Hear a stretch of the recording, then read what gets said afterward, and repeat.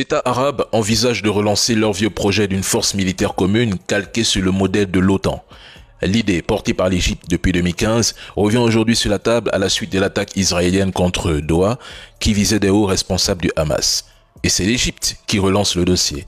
Il propose que le quartier général de cette future force soit installé en Égypte et que le commandement soit tournant entre les 22 membres de la Ligue arabe, avec un premier mandat confié à un officier égyptien.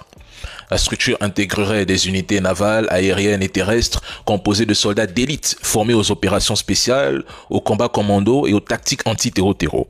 Elle aurait aussi pour mission d'assurer en théorie des opérations de maintien de la paix dans la région. Perso, sans l'aval explicite de Washington, les chances que cette force devienne réellement opérationnelle sont très faibles. Les armées arabes restent massivement dépendantes des États-Unis, qui peuvent, à tout moment, bloquer la fourniture de pièces détachées d'avions ou de systèmes de défense, suspendre les formations ou annuler les exercices conjoints. Et si cette initiative prend pour cible Israël, comme cela semble inévitable, Washington pourrait activer son arsenal juridique, notamment ITAR, pour couper les exportations d'armes. L'Égypte semble oublier que les États-Unis demeurent le garant de la sécurité des monarchies du Golfe et que, paradoxalement, ce sont encore eux qui assurent la survie militaire de la plupart des États arabes, y compris du Caire. En tout cas, voyons voir l'OTAN arabe. C'est une belle idée.